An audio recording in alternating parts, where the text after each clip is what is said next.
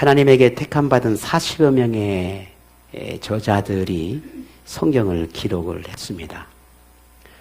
시대와 문화와 환경이 다 다른 이 40여 명의 사람들이 66권을 기록을 하게 되는데, 이 성경 66권을 기록하는 그 이유와 목적은 하나님을 위한 것이 아니라 오늘 저와 이 땅의 모든 사람들을 위한 책이었다는 걸 우리는 알아야 합니다.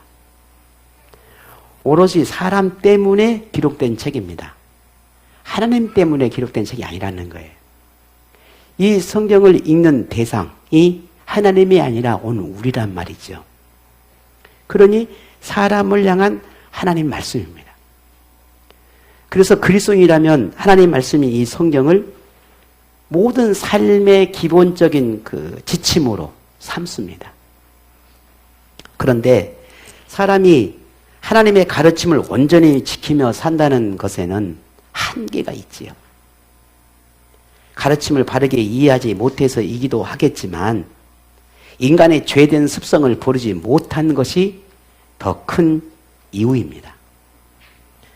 설령 가르침을 이해했다 하더라도, 깨달음이 있다 하더라도 신앙의 삶을 살아내며 많은 말씀을 배우고 익히고 그 속에서 느끼고 감동을 받고 얼마나 많은 그런 은혜를 누리고 깨닫습니까? 그럼에도 불구하고 하나님이 원하거나 바라는 그 믿음의 삶을 그대로 지키며 산다는 것을 무척이나 힘겨워합니다. 그것은 우리의 육적인 삶을 포기하지 못하기 때문에 그렇습니다. 이 말은 말씀을 지키기가 힘겨울 정도로 고차원적이고 불가능한 말씀이기 때문이 아니라 이 말씀을 따라 지키는 우리의 삶이나 우리의 포기하지 못하는 육적인 삶이 훨씬 강하기 때문이다라는 말이에요. 우리가 다시 한번 생각해 보면 성경 속에 수많은 믿음의 인물들이 나오잖아요. 그들과 우리가 크게 다른 점이 없단 말이죠. 근데 어떻게 이 사람들은 그런 변화된 삶과 믿음의 삶을 자신의 생명까지 아끼지 않을 정도의 믿음의 삶을 살아낼 수 있었을까? 우리와 다른 사람일까? 아니라는 거죠. 근데 왜 우리는 그렇게 삶을 살아내지 못할까? 결국 우리가 포기하지 못하기 때문이라는 말입니다. 내 삶을, 내 욕심을, 내 아집을, 내 교만을, 혹은 내 인간의 욕구를, 내가 살고 싶어하는 소망과 힘과 꿈꾸는 것들을 결국 그걸 포기하지 못하니까 결국 하나님 말씀대로 살지 못하는 결과가 나타날 수밖에 없다는 겁니다.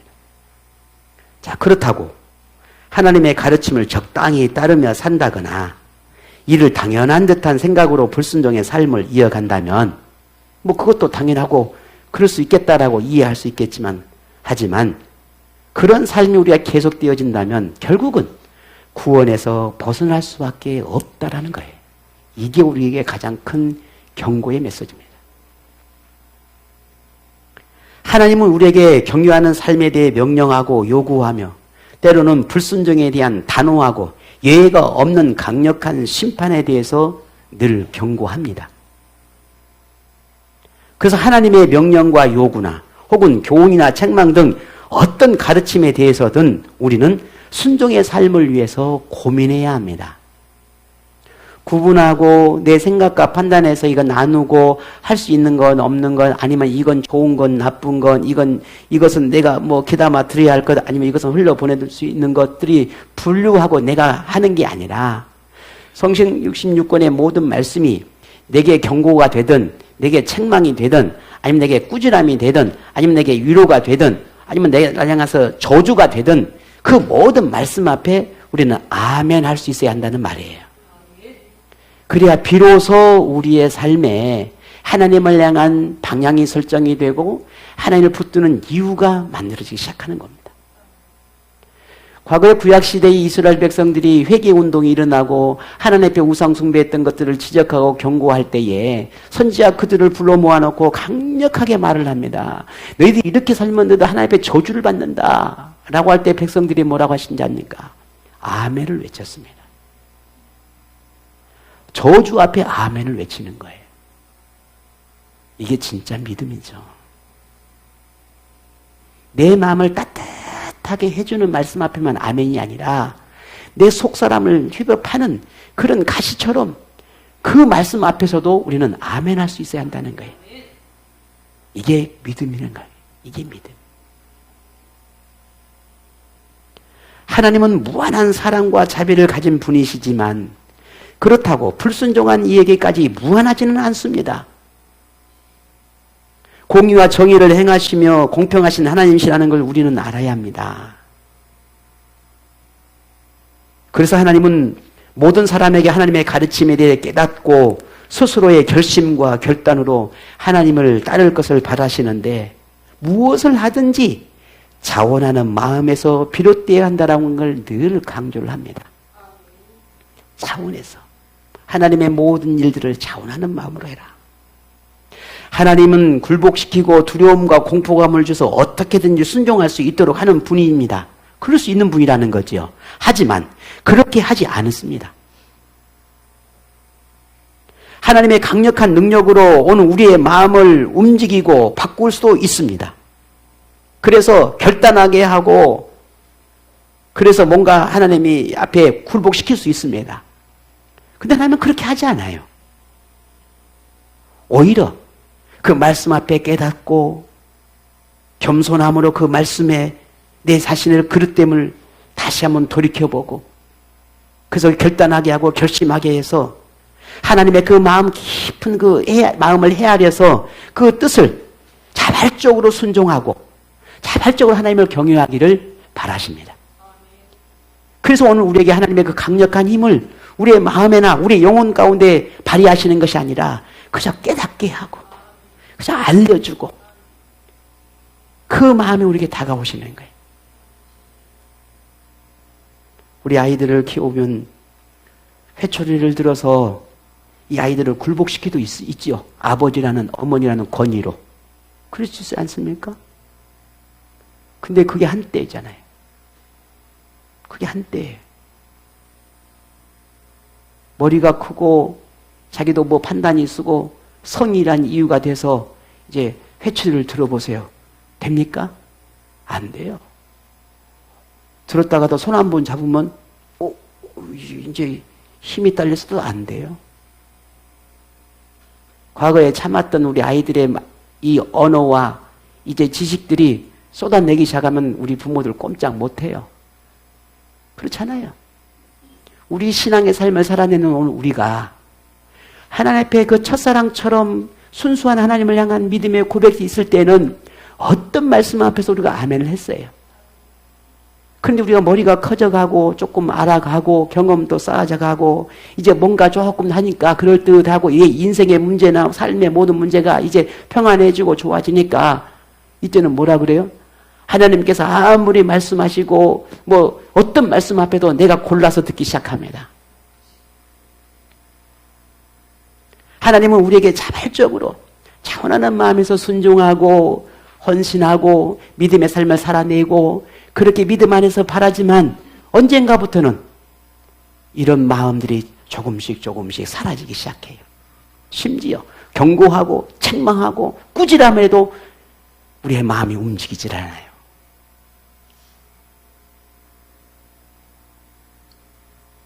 하나님은 오늘 우리에게 어떻게든지 하나님 말씀 앞에 우리를 굴복시킬 수 있지만 그러지 않는 이유가 뭘까?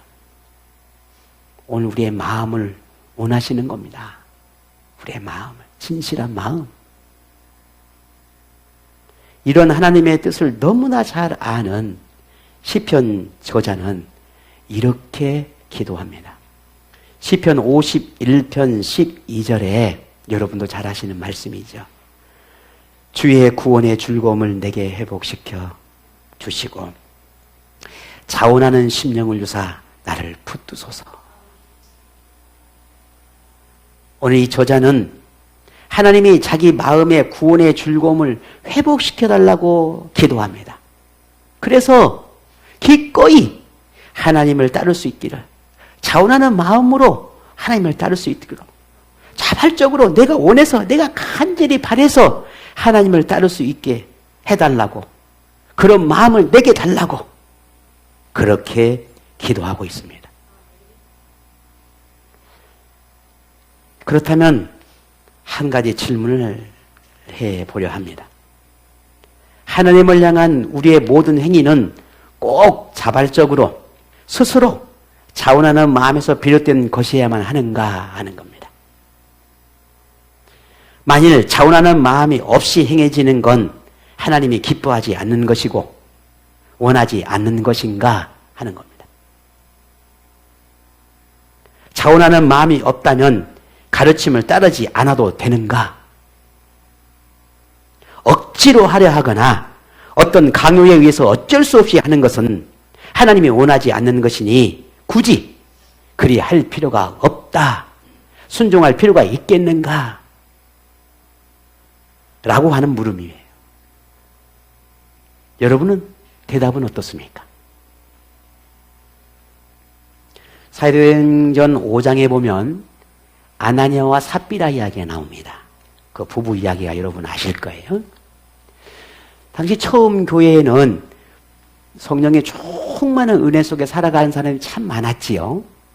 그래서 그 시대 속에 그런 삶을 살아내는 많은 사람들이 교회의 확장과 또 갖가지 복음의 사역들을 위해서 헌신하는 그런 사역자들과 혹은 또 하나님의 종들을 위해서 자신의 재산을 팔아서라도 이렇게 하나님 앞에 드리는 예들이 뭐 허다했어요. 모든 걸 다 하나님 앞에 막 드리는 그런 삶을 살아내는 수많은 헌신자들이 많았단 말이죠. 이때 아나니아와 삽비라도 마찬가지입니다. 그 중에 한 사람이었어요. 어떤 이유에서인지 모르겠지만 어찌됐든 이 아나니아와 삽비라도 자신의 밭을 팔아서 하나님 앞에 드리고 싶어 했습니다. 그런데 다 드리지 않고 일부를 하나님 앞에 드렸죠. 그런데 이 부부가 죽음을 맞습니다. 하나님 앞에 그 엄청난 재산을 팔아서 드렸는데 이들이 죽어요. 하나님 앞에 심판을 받고 죽는단 말이에요. 이 사건을 두고 많은 사람들이 이런 이야기를 합니다. 하나님 앞에 헌신하고 하나님 앞에 뭔가 드리거나 수고의 삶을 살아낼 때는 그렇게 억지로 해서는 안 된다. 억지로 하면 안 되고 혹은 당시 그런 주변의 사람들이 다 그렇게 그런 분위기 가니까 만약에 내가 그렇게 하지 않으면 마치 내가 어떤 왕따가 되는 것 같고 내가 뭔가 잘못된 것 같으니까 나도 어쩔 수 없이 그렇게 해야 된다. 라고 하는 그런 마음으로 하나님 앞에 헌신하거나 수고하면 안 된다. 라고 이야기하는 이들이 참 많습니다. 이처럼 억지로 하거나 어쩔 수 없는 헌신은 하나님이 기뻐하지 않는다라고 하는 주장을 이 아나니아와 삽비라 사건을 두고 하는 이들이 있다는 말이죠. 그런데 성경을 보게 되면 아나니아와 삽비라가 죽은 이유는 하나님 앞에 거짓말을 했기 때문에 억지로 혹은 뭔가 눈치나 보고 주변의 상황을 봐서 나도 그렇게 하지 않으면 안 될 것 같으니까 해서가 하나님 앞에 심판한 것이 아니라 그런 마음을 두고 심판한 게 아니라 그것 때문에 죽은 것이 아니라 하나님 앞에 거짓말을 해서 심판을 받게 되었단 말이에요. 그 죽음의 이유가 근본적으로 달라요. 다시 한번 여러분이 한번 묻죠.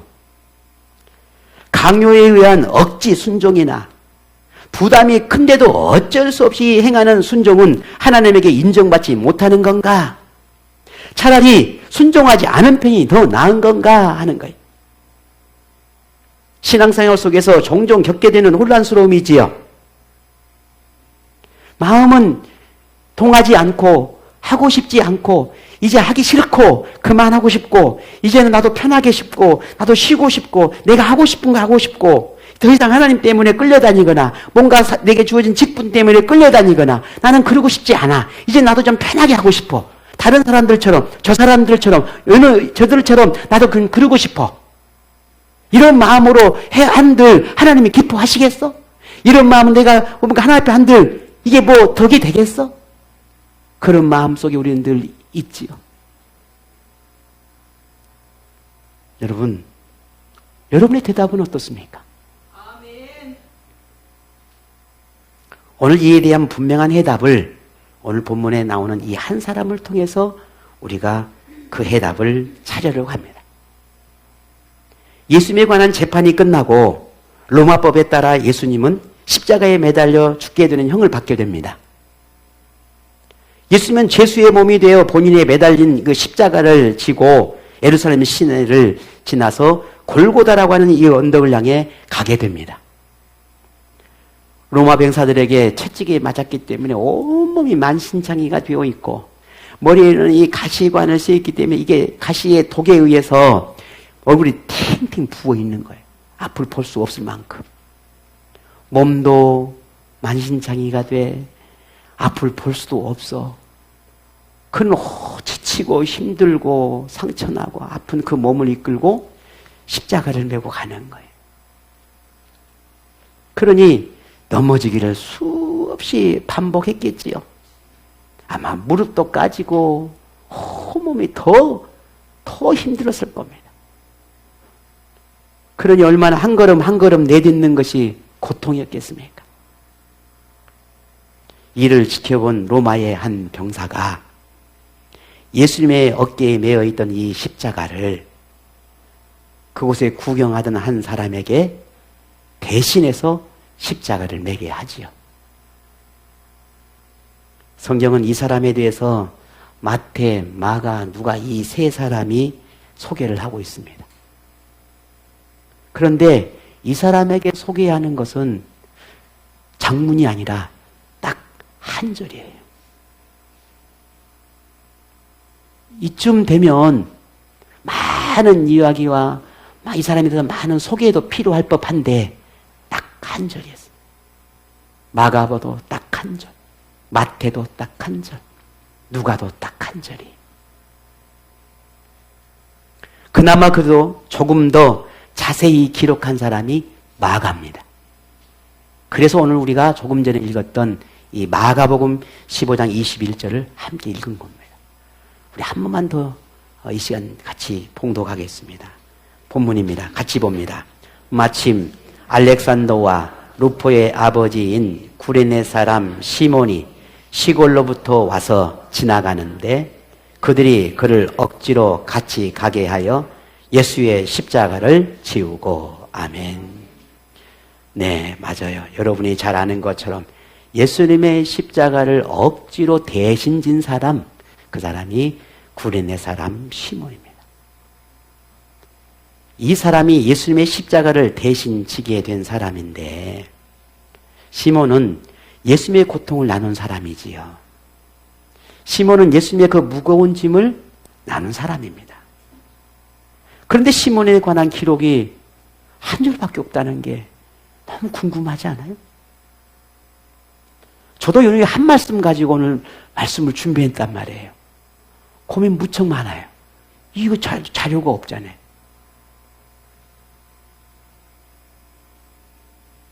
하지만 이 말씀 한 구절 속에 오늘 현대 우리 그리스도인에게 얼마나 중요한 교훈을 담고 있는지를 우리는 한 가지 발견하게 돼요.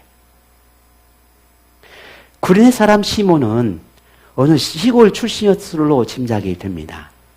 근데 무슨 일이 있는지 이날 예루살렘을 오게 되었는데 예수님이 십자가를 지고 사람들의 조롱을 받으며 힘겨운 걸음을 하고 있는 것을 구경을 하게 되었습니다.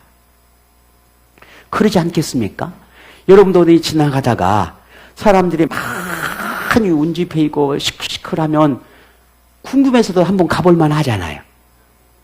이 구레네 시몬도 이제 먼 곳에서 이 예루살렘에 왔는데 그런 모습이 보이니 궁금하기도 했겠지요. 그래서 그 광장으로 가서 이렇게 보고 있는데 로마 병사가 이 시몬을 지적하는 겁니다. 근데 마침 이 시몬이 병사의 눈에 띄었단 말이죠. 그래서 병사에게 이끌려가서 억지로 십자가를 지게 됩니다. 시몬의 이 병사의 눈에 띈 것은 어떤 이유였을까? 제가 한번 곰곰이 생각해 봤어요. 그 많은 사람들이 있을 텐데 왜 이 병사가 딱 시몬이 눈에 들어왔냔 말이에요. 남자들이 딸랑 시몬밖에 없었을까요? 아닐 거란 말이에요. 그죠? 저처럼 쬐끄만한 사람도 있었을 테고 아니면 우리 종주씨처럼 영코 잔고훈장고 멋진 사람도 있었을 거고 별의별 사람 얼마나 많았을게요. 그런데 시몬이 눈에 들어온 거예요. 그 이유가 뭘까? 그냥 상식적으로 생각해 보면 저 같은 사람에게 십자가를 지운 게 나을까요? 아니면 저 종주씨 같은 사람의 십자가를 지운 게 나을까요? 그 무거운 십자가를.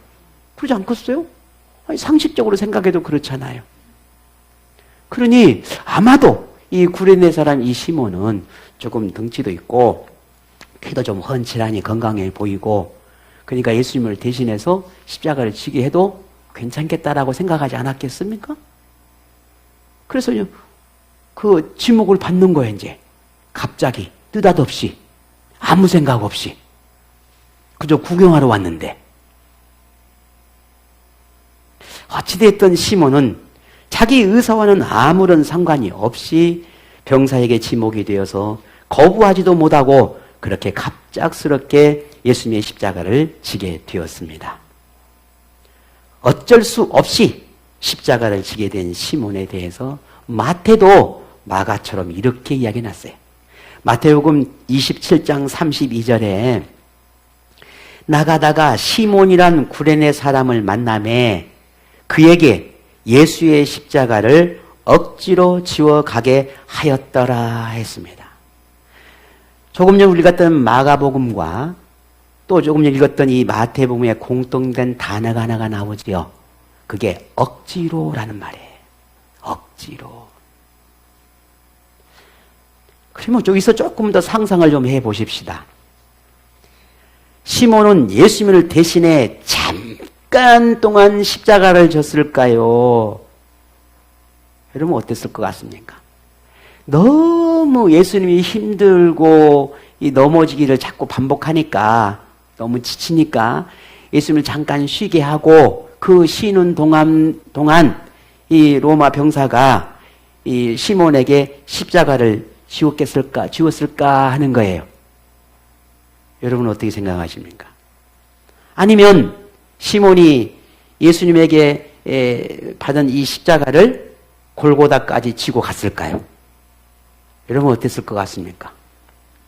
성경을 보면 분명히 우리는 추측할 수가 있어요. 그게 누가복음 똑같은 말인데 누가복음 23장 26절에서 우리는 조금 짐작할 수 있게 돼요. 이 세 사람이 똑같은 이 시몬에 대한 기록했는데 각자 조금씩 달라요.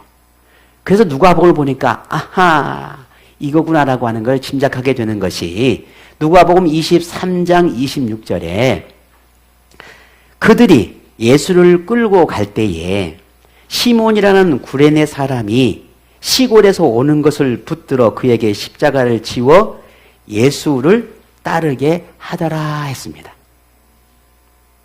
예수를 따르게 하더라라는 말에 잠깐 뉘었다가 내려놓는 것이 아니라 시몬은 이 누가의 증언에 미루어 봤을 때에 예수님을 계속해서 따르게 했는데 어디까지? 골고다까지. 예수님이 십자가에 매달려 죽게 된 그 장소, 그 골고다까지 메고 갔을 거라고 하는 것을 짐작할 수 있게 됩니다. 세상의 시각으로 한번 생각해 봅시다. 시몬이라는 사람 말이죠. 그러면 시몬이라는 사람은 이 어떤 사람이에요? 우리가 하는 말로 어떤 사람이에요? 재수 없는 사람이에요. 아주 재수 없는 사람이에요. 왜 그래요? 그 십자가가 죄인의 십자가예요. 죄인이 지던 십자가라고요. 그냥 장식품이 아니란 말입니다. 거기는 피 묻은 십자가예요. 온통 예수님의 피로 범벅이 된 십자가예요. 그 십자가를 갑자기 짊어진 거예요. 재수가 없어도 이렇게 없을 수가 있어요? 참으로 비운의 사람이죠. 왜 하필 그곳을 지나게 되었는지 그냥 이렇게 보고 휙 가버렸으면 또 몰랐을 건데 왜 자꾸 쳐다보고 있어서 그렇게 눈에 띄었는지 빨리 지나가면 되지 뭐가 좋은 구경이라고 그렇게 머뭇거리면서 구경을 하고 있어서 그렇게 병사의 눈에 띄어 십자가를 지게 되었단 말이에요. 왜 그랬을까? 그냥 하도 예수님이 쓰러지고 넘어지니까 그 십자가에 이렇게 짓눌리지 않았겠어요. 그 무거운 십자가에. 그러니 잠깐 쉬라고 불러서 너 좀 들어라고 해서 드는 것도 아니고 한참 동안을 사형장까지 그 십자가를 메고 가야 했으니 세상의 관점으로 보게 되면 재수가 없어도 이렇게 없을 수가 있냐고요. 참으로 이 시몬에게는 인생의 최악의 날이었다라고 할 수 있을 겁니다. 그런데 만일 또 한번 생각해 보자고요. 시몬이 비록 예수님의 십자가를 억지로 지게 되었지만 그에게 일어난 일이 사람이 알 수 없는 하나님의 섭리가 숨겨져 있었다면 이 사건을 우리는 어떻게 바라봐야 할까 하는 겁니다. 시몬은 억지로 십자가를 지게 되었지만 누구보다 더 깊게 예수님의 고난을 동참한 사람이 되었습니다. 왜? 누구도 어떤 제자도 어떤 사도도 그 예수님의 십자가를 진 사람이 단 한 사람도 없거든요. 시몬 외에는. 예수님을 가장 가까이에서 최후를 목격한 사람이 시몬입니다.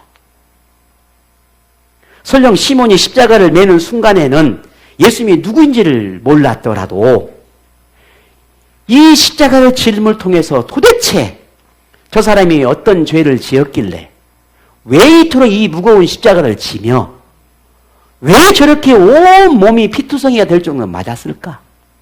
도대체 그 사람이 어떤 죄를 지었길래 왜 이토록 이 사람은 이런 상황을 이렇게 죽음을 맞게 되는 걸까? 보통 사람이라면 그런 생각이 들지 않았겠습니까? 시몬도 그러지 않았겠어요. 무거운 십자가를 짊어지고 아무 생각 없이 갔겠냔 말이에요. 분명 시몬은 생각했을 겁니다. 도대체 사람이 누굴까? 왜 이 무거운 십자가를 지었을까? 궁금했을 겁니다. 그리고 골고다까지 십자가를 다 메고 간 뒤에 그 자리를 떠났을까요? 아니면 예수님의 죽음을 보았을까요? 여러분 같았으면 어떻겠습니까? 저 같으면 십자가 앞에서 저는 보았을 것 같아요. 왜 내가 질문 얼떨결에 지었긴 했지만 궁금하지 않나요? 보았을 거라는 말입니다. 그리고 알고 싶었을 겁니다. 도대체 저 사람이 누굴까?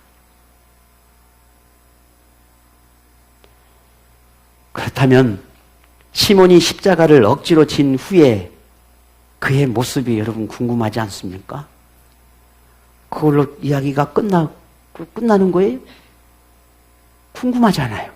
시몬은 도대체 그 위에 그의 삶이 어땠을까? 나만 궁금할게요. 궁금해요. 과연 시몬은 예수님이 누구인지를 알게 됐을까?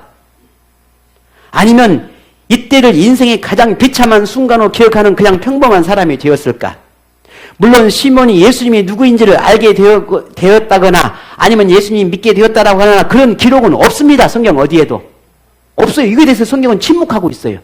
말하지 않아요. 그러나 만일 이때의 기회로 예수님을 구주로 믿게 되었다면 어땠을까? 아마 그 어떤 사람보다 가장 확실한 믿음을 가졌을 겁니다. 내가 그 예수님이 짓던 그 십자가를 내가 졌어. 내가 그 예수님. 누구도 지지 않는 그 십자가를 내가 졌어. 물론 억지로 지었고 어쩔 수 없는 짓는 순간이었지만 그런 내가 그 십자가를 진 사람이야. 그리고 그 예수님이 누군지를 나는 알게 되었고 나는 믿을 수밖에 없었어라고 아마 고백할 겁니다. 근데 성경은 이 부분에 대해서는 침묵하고 있단 말입니다. 자, 오늘 퀴즈. 이 시몬은 예수님을 믿게 되었을까요? 안 믿게 되었을까요? 다수결로 결정할까요? 그럴 수는 없지요. 그런데 오늘 우리가 읽었던 이 마가복음, 마가가 기록한 이 말씀으로 우리는 이 시몬의 이후의 삶이 어떠했을 거라고 하는 걸 짐작할 수는 있어요. 놀랍게도 시몬이 그리스도인이 되었다라고 하는 것을 우리는 그렇게 추측할 수가 있습니다. 왜냐하면 시몬이 그리스도인이 되었다라고 하는 이 증거가, 뒷받침하는 증거가 조금 전에 읽었던 이 마가가 기록했던 그 말씀 안에 나와요. 어디가 나와? 제가 거짓말하고 있는 거 아니에요? 우리 목사님 거짓말 아무리 봐도 없는데 아니죠. 마가가 시몬을 소개할 때 뭐라고 소개를 해요? 그렇죠. 알렉산더와 루포의 아버지라고 소개를 했어요. 구레네 사람 시몬이기 이전에 알렉산더와 루포의 아버지라고 소개를 했는데 여기에서 이 말씀을 주목할 필요가 있습니다. 왜냐하면 훗날 바울이 로마서에 이렇게 기록한 말씀이 나옵니다. 로마서 16장 13절에 주 안에서 택하심을 입은 루포와 그의 어머니에게 문안하라. 그의 어머니는 곧 내 어머니니라 라고 기록하셨어요. 여기에 나온 이 바울이 말하고 있는 루포, 이 루포가 조금 전에 말했던 누구예요? 시몬의 아들. 시몬 아들, 아버지가 아니라 아들. 시몬의 아들이었다. 그게 루포였다. 이게 전통적인 성경의 해석입니다. 자, 그렇다면 바울이 루포와 시몬의 아내죠. 그런 사람이 이 시몬의 아내에게 문안 인사를 하고 특별히 시몬의 아내를 마치 자신의 어머니라고 할 정도로 이렇게 극 존중을 하는 모습을 보게 되면 시몬의 가정이 얼마나 복음 안에서 헌신하고 수고하고 하나님을 위해서 얼마나 극진한 이 삶을 살았는지에 대한 것을 우리가 미루어 짐작할 수 있는 겁니다. 어떻게 바울이 구레네 사람 시몬의 그 어머니를 자신의 어머니라고 극찬할 수 있겠냐 말이죠. 그만한 이유가 있었지 않았겠습니까? 그것은 그만큼 그의 가정이 복음 안에서 하나님 안에서 헌신된 가정이었다는 것을 알 수가 있단 말입니다. 그러면 어떻게 이런 일이 있었을 수 있었을까라는 거예요.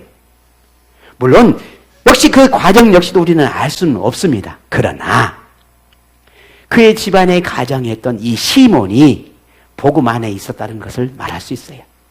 그리고 그의 아들과 자녀들과 아내까지 복음 안에 예수를 믿을 수 있는 그런 근거, 그런 상황, 그런 일들이 충분히 있었다라고 우리는 미루어 짐작할 수 있게 되는 겁니다. 그 시작이 언제일까라는 거예요. 그 시몬이. 오늘 이 십자가를 지고 본문에서 보아지는 십자가를 이 사건을 통해서 그에게 예수님이 찾아왔고 예수님을 믿게 되는 기회가 되었을 거라고 하는 것을 우리는 알게 되는 겁니다. 이 사건을 인해 더 나아가 복음이 이 가정이 들어오게 되었고 그 복음 안에서 은혜를 누리게 되었다는 말입니다. 결국 우리는 억지로 맨 십자가, 시몬이 억지로 메었던 아무 생각 없이 느닷없이 메었지만 그러나 그 억지로 맨 십자가가 은혜였던 겁니다. 구레네 사람 시몬을 통해 우리는 매우 중요한 교훈을 얻습니다. 하나님의 사역을 억지로 하기보다는 자원하는 마음이어야 한다라고 하는 이런 고집이 얼마나 어리석은가라는 거예요. 마치 자원하는 마음이 아니라면 하지 않아야 한다라고 하는 생각, 억지로나 어떤 강요된 것에서는 뿌리칠 수밖에 없다라고 생각하는 것이 얼마나 어리석고 무지한가라고 하는 것을 우리에게 깨닫게 합니다. 특히 하나님의 사역을 함에 있어서 부담이 되고 마음에 내키지 않는다는 이유로 거부하는 경우들이 참으로 많습니다. 예배가 내키지 않는다고, 11조가 부담된다고, 기도하는 것이 힘들다고, 직분을 맡아 헌신하는 것이 버겁다고 해서 뿌리치는 경우들이 참 많습니다. 이것을 하나님이 기뻐하실까? 하나님이 원하실까라는 거예요. 그것도 하나님의 뜻일까라는 거예요. 구레네 사람 시몬을 통해서 이러한 태도가 얼마나 무지한지를, 올바른 신앙의 태도가 절대로 아니라는 걸 분명하게 이 시몬이라고 하는 이 한 사람을 통해서 우리에게 알려주고 있습니다. 여러분 중에 시몬과 같이 억지였지만, 어쩔 수 없었지만, 그냥 마지 못했지만, 그런데 그것이 은혜와 복이 되어 돌아오게 되었던 경험들이 여러분에게 분명히 있을 것입니다. 그런 경험 하신 분이 있을 거예요. 저도 그랬으니까요. 쉽고 편안함에서 얻는 은혜를 바라십니까? 그런 은혜는 세상에 없습니다. 그런 은혜는 없어요. 예수님의 십자가의 고난을 함께 나눈 사람에게 참된 은혜가 있는 겁니다.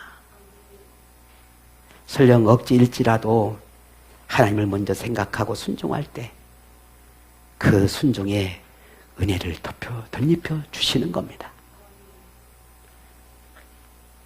간혹 저는 그런 생각들을 많이 하는데, 우리 반주자들이나 우리 찬양팀들을 보면 늘 그런 마음에, 특히 우리 박정희 집사님 보면 평생 반주를 이렇게 저와 함께 예배를 인도하는데 늘 감사하죠. 왜 바쁘지 않습니까? 왜 힘들지 않겠어요? 왜 직장일이 많지 않겠어요? 빨리 서울까지 이렇게, 아니면 다른 타지까지도 출장을 가고 그 눈과 피곤함을 이끌고 와서 반주를 하는 경우들 진짜 많았거든요.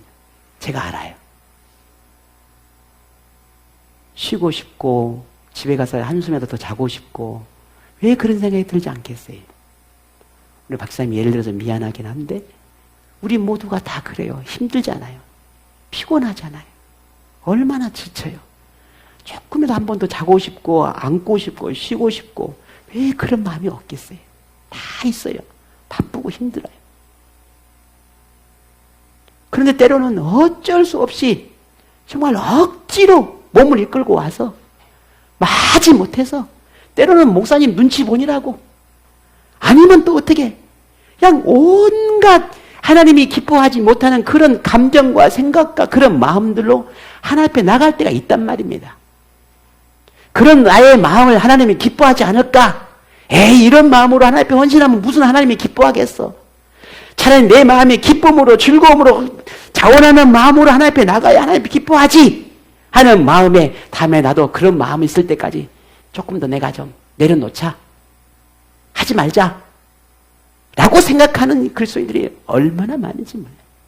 정말 그게 하나님이 기뻐한가라는 거예요. 오늘 시몬을 보십시다. 그렇지 않다라는 말이에요. 십자가를 억지로 매게 되었지만 그 십자가가 예수님을 만나게 했듯이, 하나님의 사역에 있어서 억지나 요구에 의한 것일지라도 순종할 때 참으로 뜻밖의 은혜가 임한다라고 하는 걸 우리는 알아야 합니다. 하나님의 가르침을 알고 하나님의 원하심이 있다고 생각된다면 먼저 순종하십시오. 그 순종의 순간은 비록 힘들고 고단하고 너무너무 아프겠지만, 오히려 그 기회가 우리 자신을 더욱 성장시키고 하나님을 더 깊이 만날 수 있는 기회가 될 수 있다라고 하는 걸 여러분 믿으십시오. 여러분, 사순절 기관들은 성경 필사하지요? 성경 통독하잖아요? 힘들죠? 예, 그래서 지금까지 중간에 못하고 포기하신 분 계시죠? 내일부터 해야지. 근데 내일부터 또 하니까 또 내일부터 해야지. 또 내일 와. 또 내일부터 해야지. 그러다가 벌써 20일 지났죠? 30일이 지났어요. 내일부터는 꼭 해야지. 하필이면 오늘 이렇게 힘든 거, 막 피곤한 일이 생기고 뭔 일이 생겨서 저녁에 꼭 해야지. 피곤해서 못해 자. 내일부터는 꼭 해야지. 또 내일 지나가. 그렇게 돼요. 그런데 억지로라도 정말 마치 못해서도 해봐야지 하면, 그게 나도 모르는 순간, 어느 순간에 정말 그야말로 뜻밖의 은혜가 내게 임하고 감동이 되고 마음에 찾아오는 그런 은혜가 있게 되는 거예요. 이런 마음으로 써봐야 뭔 말인지도 모르겠고 어차피 안 되는 거. 에이, 다음에 내 마음이 통할 때 하지. 평생 못하는 거예요, 평생.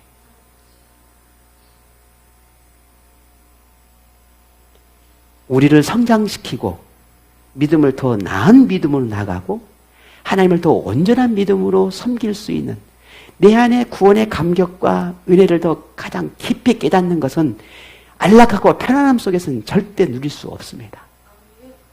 주님이 고난이 필요했듯이 우리에게도 고난이 필요한 거예요. 주님이 십자가에 그것이 필요했듯이 우리도 내게 주신 그 십자가를 짊어져야 함이 필요한 거예요. 그래야 거기서 오는 은혜가 있는 거예요. 스스로 즐기고 감사함으로 자원하는 순종함이 아름다울 겁니다. 하지만 우리에게는 그럴 만한 그런 능력이 사실은 부족해요. 그래서 때로는 자기를 내려놓고 오직 하나님의 원함을 생각하고 자원하는 마음이 아닐지라도 따라야 할 때가 있단 말입니다. 오히려 그때가 더 많아요. 그것이 결국엔 오늘 우리에게는 유익이라는 것을 여러분 절대로 잊지 않기를 바랍니다.